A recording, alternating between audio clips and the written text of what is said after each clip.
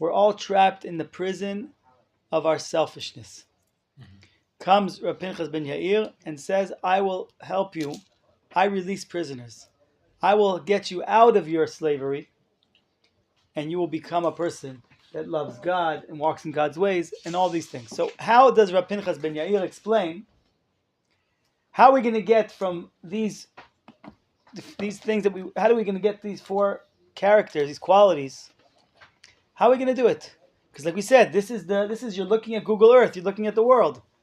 Okay, it's a beautiful statement. I heard once there was a radio talk show by mistake. I opened the radio in America, and there was someone said to the priest, you taught us like love your neighbor as yourself, but you didn't tell us how to do it. What's the details? How do you get there?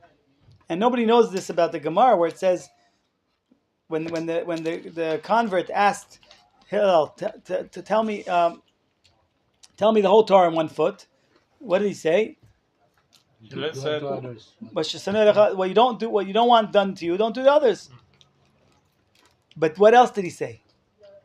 Ve'idach zil gmor. Now go and learn how to apply that, because that statement's very nice. But to know how to apply it is a whole other world. It's effort and it's time and it's work, right? So we have these. So this is like the world. Now, Rav Pinchas ben Yair brought us a braita. And this braita tells us how to reach these 4 steps. How do you do it? So he said, there's actually 9 steps. And we could have a better pen here. do this one on the table? Oh, this one. Here, Okay. this one works. So actually, there's 9 steps. So if you want to reach these 4 steps, you have to take 9 steps. Okay? And if you want to see where I'm reading from, this is in the introduction. Okay, so we can actually see inside. Mikan Amar Rabbi Pinchas ben Yair. Torah Mevia Lidei Zeirut. Okay, this is like the end of the introduction. So from here we learn, from Pinchas ben Yair we learned that if you want to take these, you want to reach these levels, right? Because again, it looks like, okay, I have to have yira, walk in God's ways, love, and do it with all my intention. But that's it. So if I have these 4 things to do, and how do I do it? Now we can break it down to 9 steps. And the steps are Zeirut,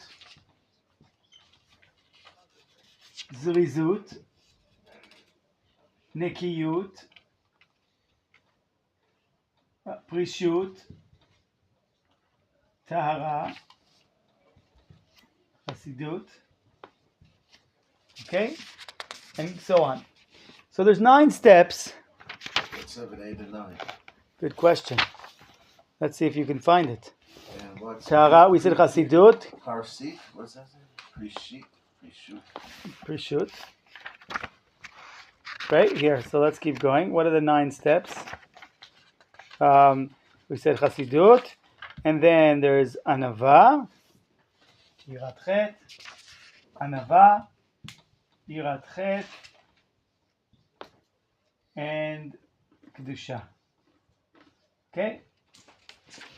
So now we have the 9 steps. What is so this is now you're looking at the Gemara. It's already going to the city. The Ramcha will take us into the halacha. The Ramcha tells us what to do. Zihirut. So it turns out Fastness, it could be for your speed even. You could, Speed. Someone who's slow will do something zrizut in a slow way, but fast. So let's see. It turns out that it's not. There's actually goals. What is Prishut again? Prishut is where you choose to refrain from certain things as a transition period to go to the next level, to hold back from things that are not 100% necessary. Okay. Or it's like it's a workout. Okay. So basically, it turns out there's no pens that work. I don't. Is this is better? Oh, there you go. So it turns out that it's not really all or nothing. There's actually goals, and here are the goals. It's split to 3 groups. There's 3 groups. If you do the first 3 steps, you become a tzaddik. If you do the next 3 steps, you become a chassid. If you do the next 3 steps, you become a kadosh, someone who has ruach hakodesh, which is the goal, which is the highest level possible, spiritual level possible a person can reach in this world. Okay? Tzaddik is someone that does what's expected from a Jew. That's expected of you. You perform whatever is expected of you in a perfect way. What is a chassid? Chassid, that's someone that does above the expected. Right? If you're expected to do certain things, a chassid goes above. Right? What's called lifni mishurat hadin.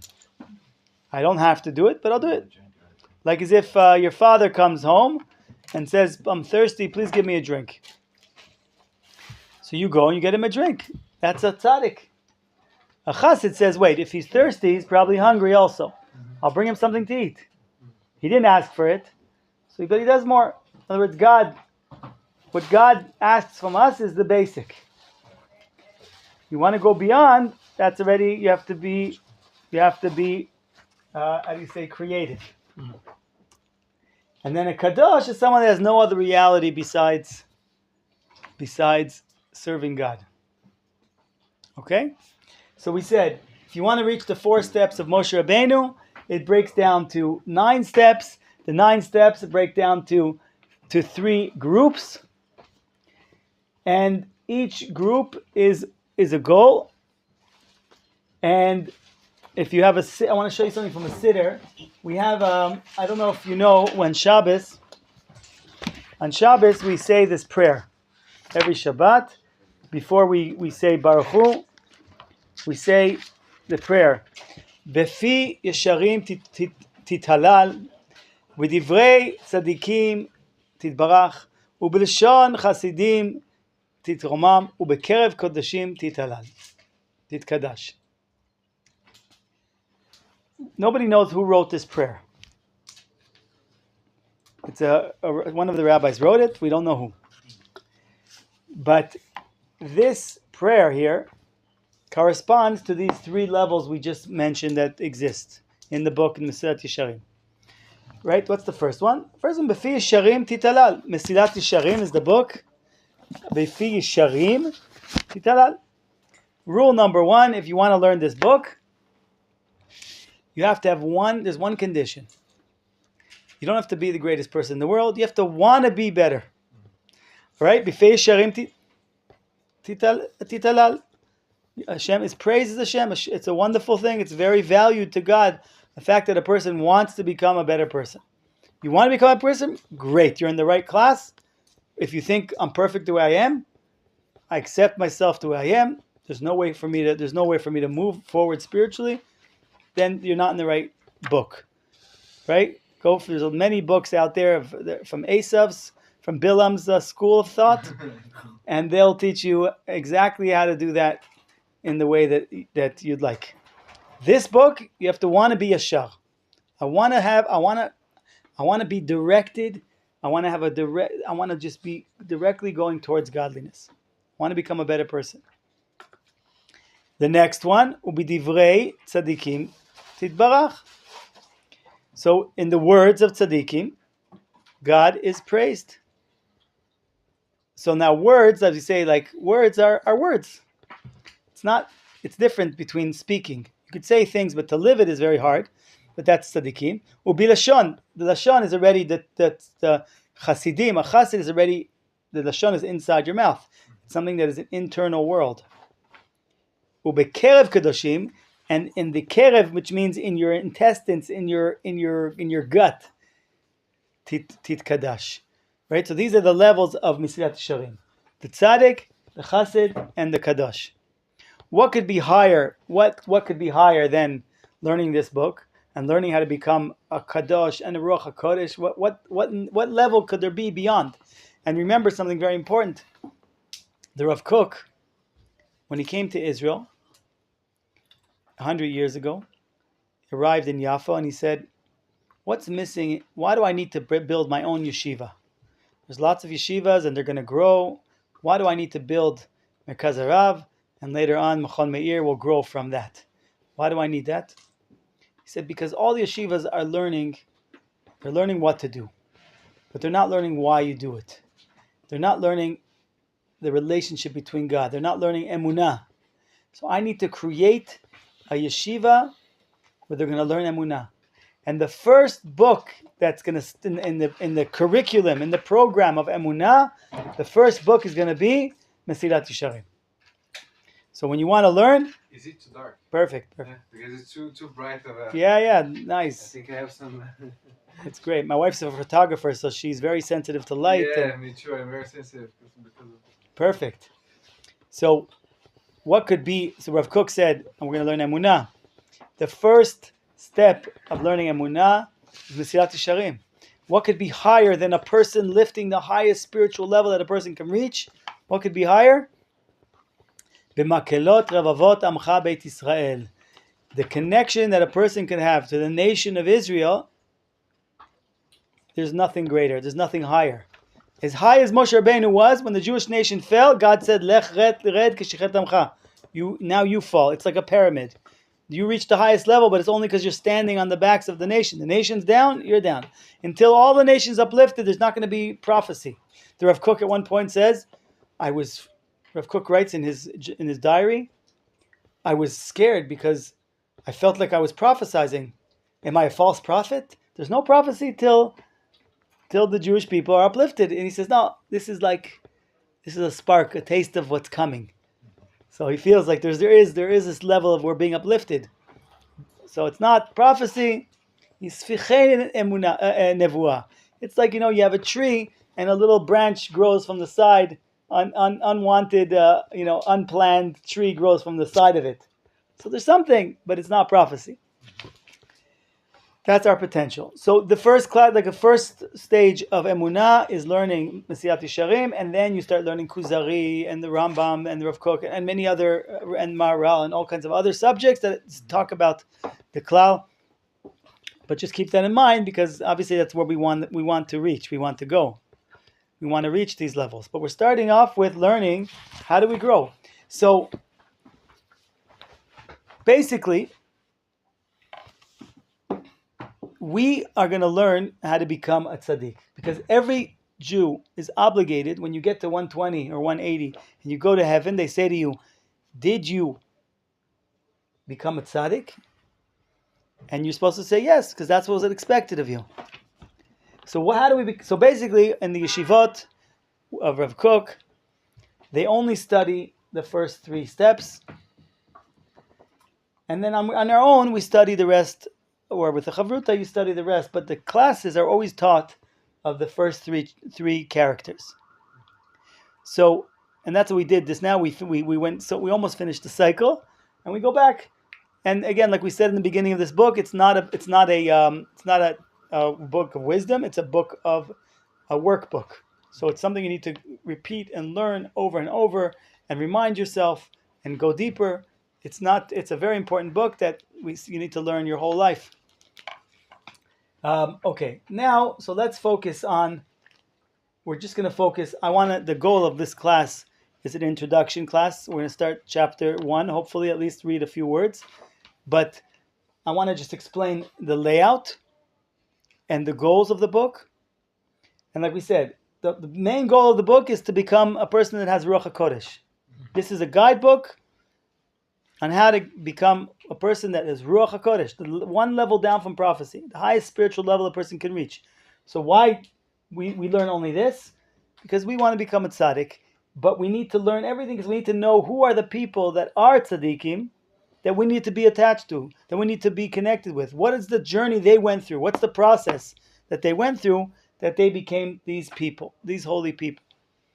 Because we said the book came after Shabtai Tzvi, the breakdown of the crisis of Shabtai Tzvi, and suddenly was a question like, how can we trust any rabbis? How do we know who's holy, who's not? It's true, rabbis can go off. It has happened. Many people, like Korach and other people, were great people that went off.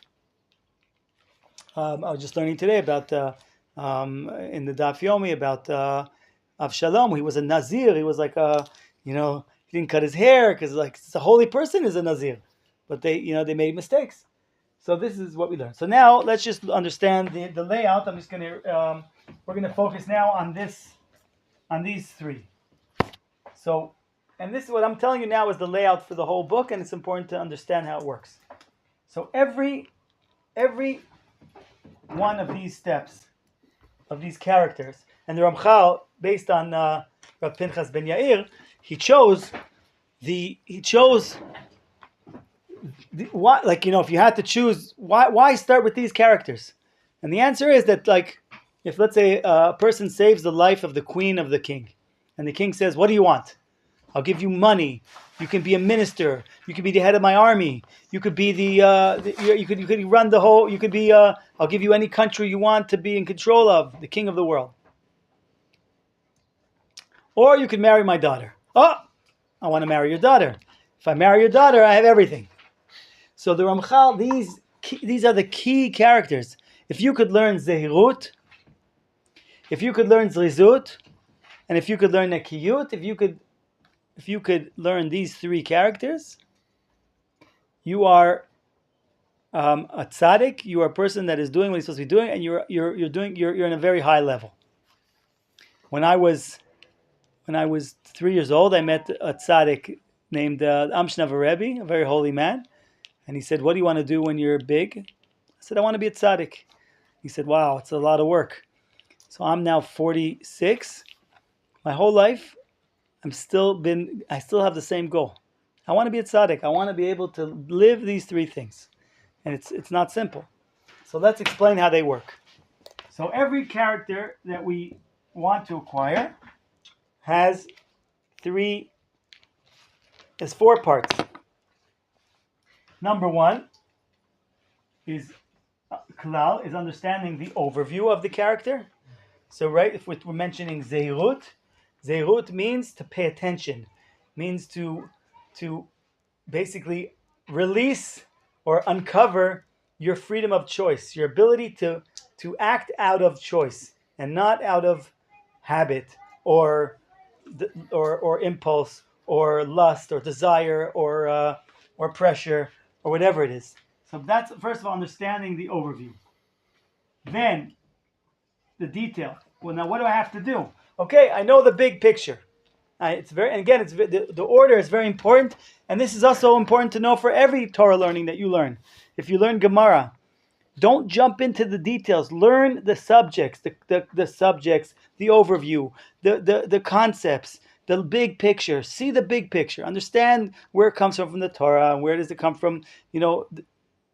Do a introduction for yourself. Don't just jump into the details. Always try to see the klal. Once you understand the klal, prat, detail, what do I have to do? It's not enough to just know the overview. Then, once you know it, you need what's called kniyah. Kniyah means, how do I motivate myself to do it? I know a lot of things, they're all here, but it doesn't go down to my feet. It doesn't translate to like practical actions. Why? Because I don't have motivation. It's not enough to know what to do. You need to have motivation to do it. And that is something that is, the Ramchal brings it, it's not something, everybody is motivated in a different way. You have to know what motivates you, and he explains you how to find it, and you have to find the key to your motivation. And the last thing is called hefsed, which is maintenance and upkeep, and because there's wear and tear.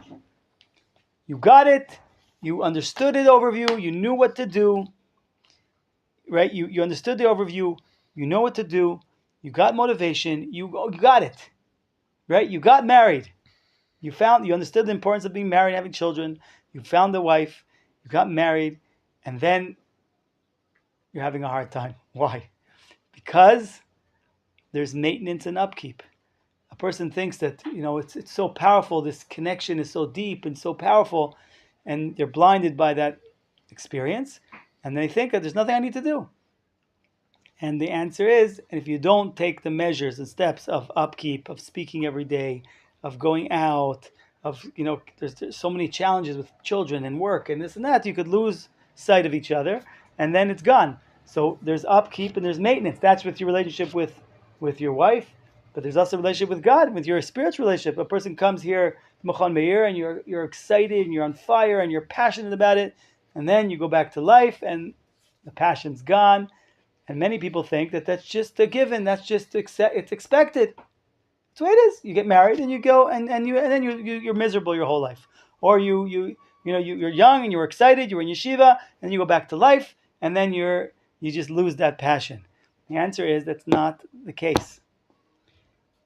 You have to keep putting fire on the altar. Esh tamid tugala mizbeach techbeh.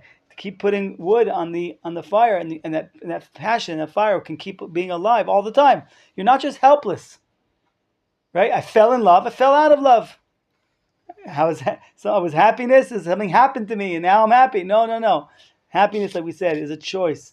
It's a decision. It's work. It's effort, and it's something that is possible. And this is a very big comfort to us, especially in our generation. People are so scared of getting married because there's such high rates of divorce. And people that are married, there's such high rates of emotional divorce. Don't be afraid. You have Messilat Yesharim, just copy paste. Right now we're talking about the relationship between you and God, but there's also maintenance and upkeep that you need to learn for your relationships, and there's no reason to and this is someone speaking who's been married 25 years and in therapy 25 years, so I do both. So these are the 4 steps. Okay, so once and each character, where if it's zeirut, if it's zrizut, if it's nekiyut, each one of these has the 4 parts, and it goes through to the next level. And basically, these 3 levels, zeirut is yirah, zrizut is ahava, and nekiyut is kavanah. Right, so yirah, zeirut is careful, yirah, love, and kavanah, intention. And when you go down to the next group of 3, can I get a little bit of that drink there? Sure.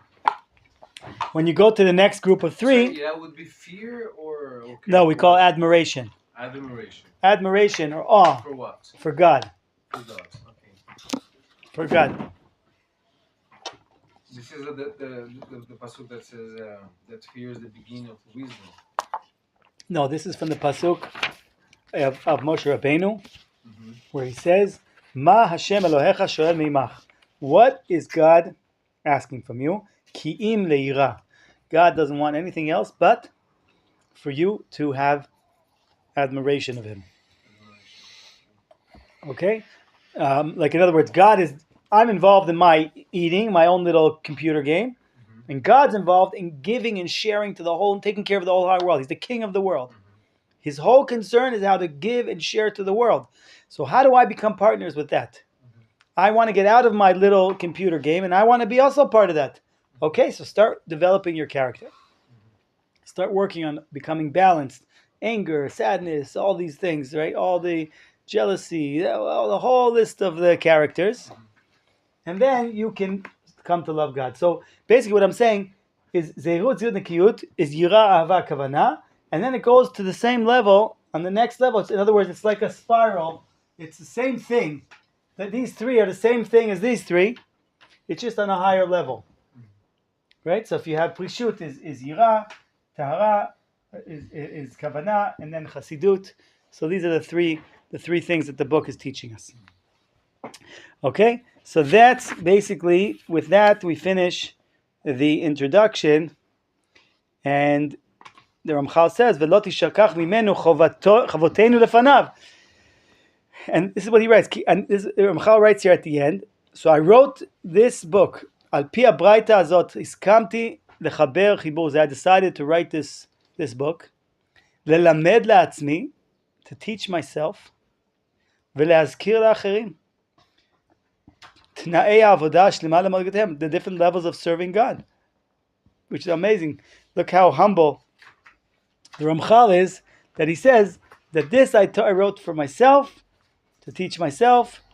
This is a book I will read, and I will learn it, and anybody, יקרא בו, כי יקרא בו, אני, וכל מי שימצא בו נחת. I will read it, and anybody who enjoys it should read it as well. למען נלמד לירא את השם אלוהינו, ולא תשכח ממנו חובתנו לפניו. And we won't forget our obligation, אשר חומריות הטבע, the materialistic aspect of our life, משתדל להסיר מליבנו הקריאה והסתכלות עליה.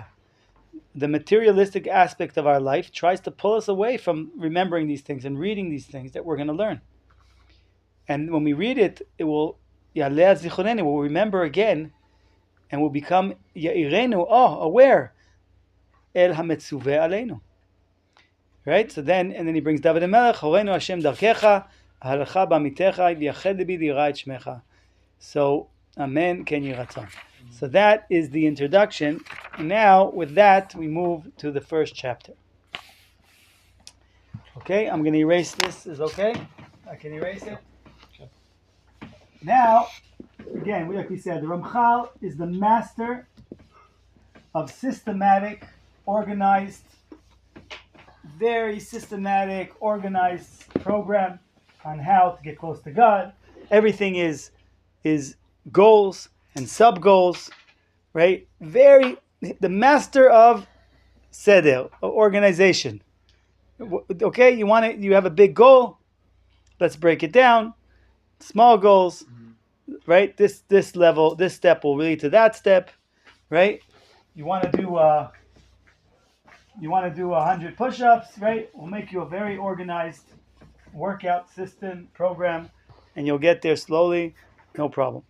So the Ramchal is the master of organization. And not only we learn from what we learn in this book, we learn also just from the headline of the book.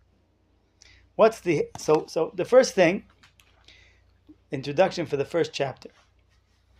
The Ramchal says, if you want to start to grow, there's certain basic understandings you have to have.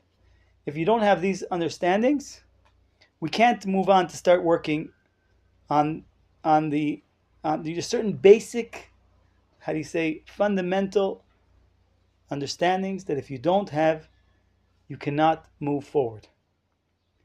And what is that? The first understanding, because you could expect now we're starting to learn the book, we're going to start with Zeirut, right? We said these are the Zeirut, Zrizut, Nikiyut. But suddenly there's a chapter 1 has nothing to do with Zeirut. Chapter 1 is called Klal Chovat Ha'adam Be'olamo. The obligation, we're going to learn the overview of the obligation of a person in the world. Which basically, what does this chapter teach us? The big picture. The big picture, but this something else. This whole chapter comes to teach us one thing. Olam Haba. If you don't understand Olam Haba, then there's no purpose, there's no possibility to start working on your character, on your midot, on your closest to God. There's one. How do you say? You have to learn these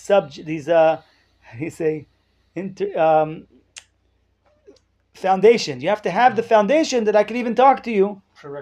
Prerequisite to talk about subjects like Zeirut, Zizut, Nikiyut. All has to start with one thing. Olam Haba. What is Olam Haba? You need to understand that there's something called Olam Haba, the next world. Next world is not a place. It's also a place, but it's a state of being. It's a code word for the soul. In other words, what is the Ramchal saying? The first step for spiritual growth is to understand There's a body and there's a soul. There's a higher level and there's a lower level. There is something that you cannot grasp with your physical senses, which is the soul, but it's more real and more eternal and more exists more than anything you could grasp with your intellectual understandings. If you don't understand Olam Haba, you want to lift up this world, which is the goal that we have. The only way to lift up this world is, first of all, to get yourself out of the mud. Because if you're sunk into the, we call chomriyut, materialism, you're sunk into the materialism, so you can't lift anything up. First, lift yourself up above it. So we have a whole chapter. The Ramchal brings us 5 different angles to explain Olam Haba. And hopefully one of these angles will talk to us, will hit home, as we say. But there's 5 different angles of what is Olam Haba. And this is what we need to learn and we need to understand. And the Ramchal is, like we said, he will explain it to us very, very carefully. What is Olam Haba? I was just learning a beautiful thing about Sfirat HaOmer. That we came out of Egypt and we had this incredible experience of walking through the splitting of the sea, and we said, this is God, right? The whole nation, Vayari said, it was all about the nation. But then we had to take 49 days to work on what we call Sfirat HaOmer. To each individual, take these 49 days and work on yourself to be on the level. Because it says, Ra'ata shifcha layam, even the simplest maidservant reached spiritual levels that Yechezkel ben Buzi b'marenu va'alora. She reached the levels of what Rabbi Yechezkel ben, like that the prophet Yechezkel saw in his prophecy. The simplest maidservant. But what happened the next day? She was still a maidservant and he was who he was. So we reached a very high level, but now we needed to take our own steps. And what's the code word for spiritual growth? Omer. What is the Omer? The Omer, what does it mean, the word Omer? The word Omer means a measurement. Asirit haifahi. Right? The Omer is a measurement, a jar. You took a jar of this Omer and it was next to the in the holiest of holies, next to the ark of the covenant. There was a jar. It was a mitzvah for all generations, and one day we'll see it again. It was a jar of man, a measurement of this man. What did this come to teach us? 3 things. 3 things that pull us out of this world: jealousy, kin'ah, ta'ava, v'kavod. Jealousy, lust, and the unhealthy demand for respect. So, these 3 things, how do we learn this from the man? Number 1, ta'ava, right? We said lust. The man teaches you only get the amount you need. If you take more, it gets rotten. It's learning how to take from this world what you need and not more. 2, some people got huge amounts. Why are you jealous? He has 10 kids. He needs 10. It was according to the amount of children, people in the family. That's how much man you could take. So you see, somebody has more than you. What do you know? They have a different job. They have a different mission. Don't look at anybody else and see what they have and I don't have, because it's not yours.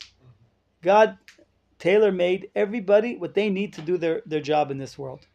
He needs a car, you don't need a car. He needs a bike, you need a bike. Who cares what it is? Whatever everyone gets, so that teaches you jealousy. And kavod, you want to take double the amount. I'll have for tomorrow. I'll be one step ahead. I'll have more than everybody. Look at me, I have more. Doesn't work. So the whole idea of these days is to become less materialistic, more spiritual. So when we learn Olam Haba, that's the goal of learning about Olam Haba, is to become less sunk in the chomriyut, in the chomer, in the material world and become more next world oriented.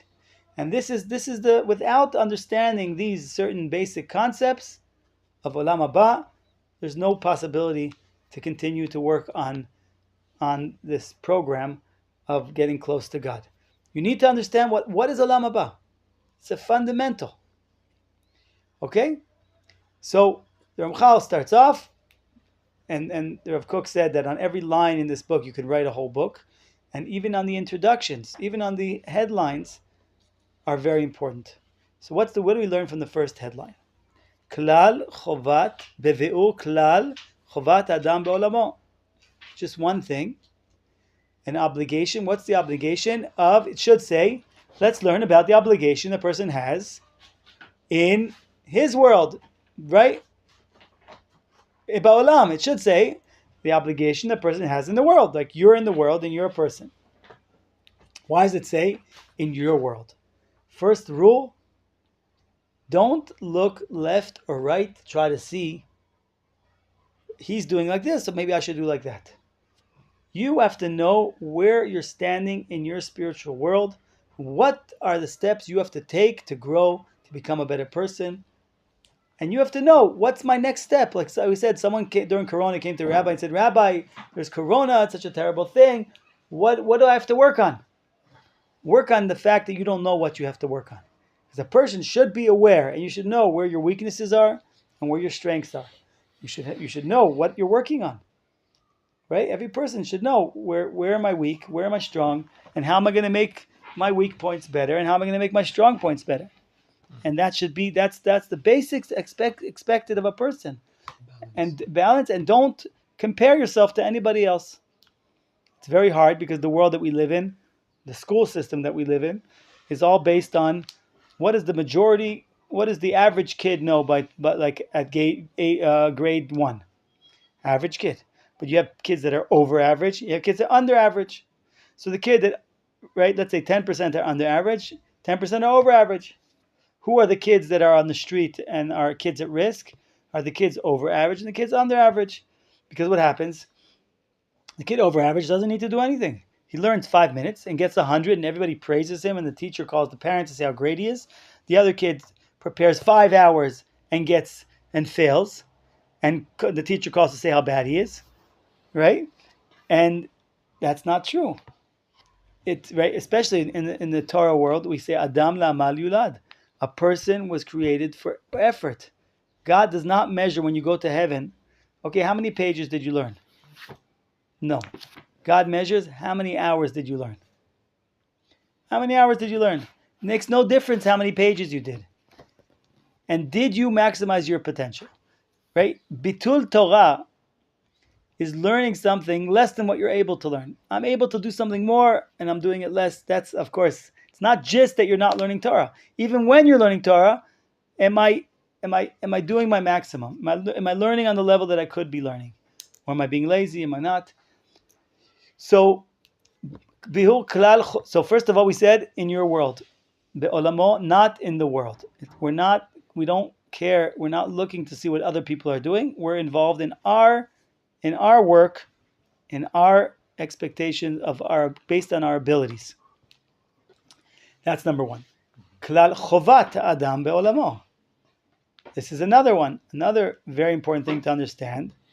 Chovat adam be'olamo. That there's an obligation. What do you mean? I'm in this world for obligations? The Western world says the number one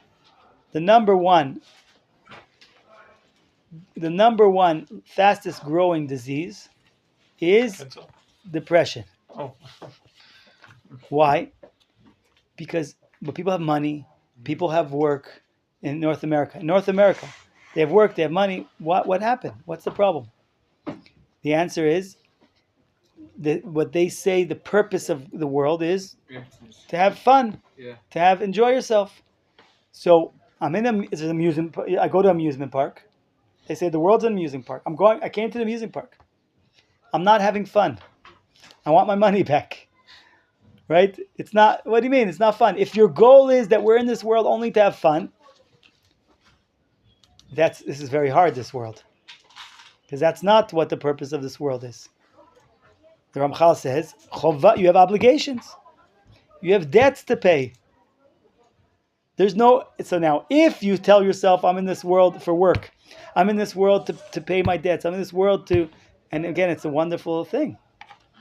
We know that in the Torah, it says that God created Adam and Chava, and it says, Le'ovda v'le'shamra, to work the land, and protect the land. That was before the curse. What happened after the curse? Beze'at apcha tochal lechem.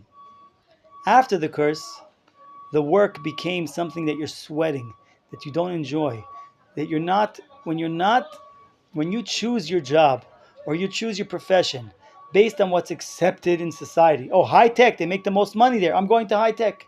They make the most respect. And you don't do it based on what is my calling.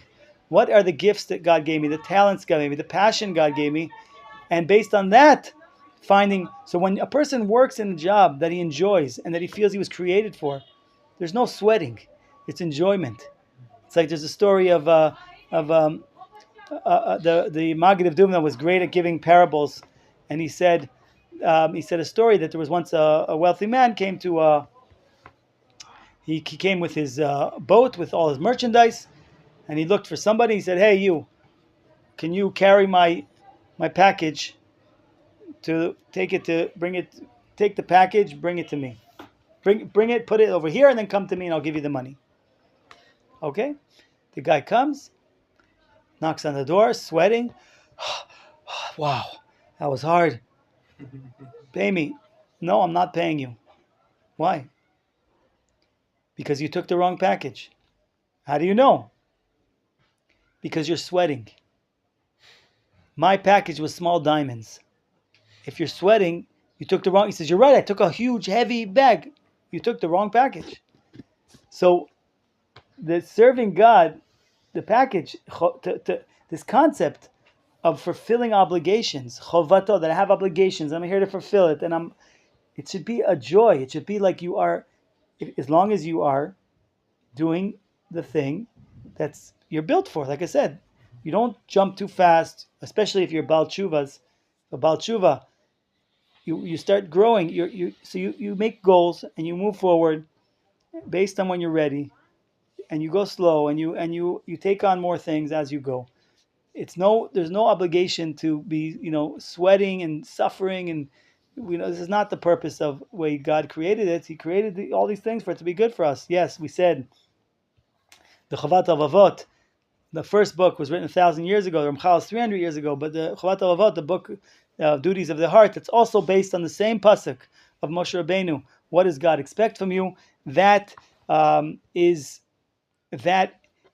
he writes there that if you're not willing to take the bitter pill of growth, then don't even open the book. What does that mean? It's like the medication. Yes, I'm willing to take the medication, but doesn't mean it has to be bitter. Doesn't mean it has to be. It should be a wonderful thing.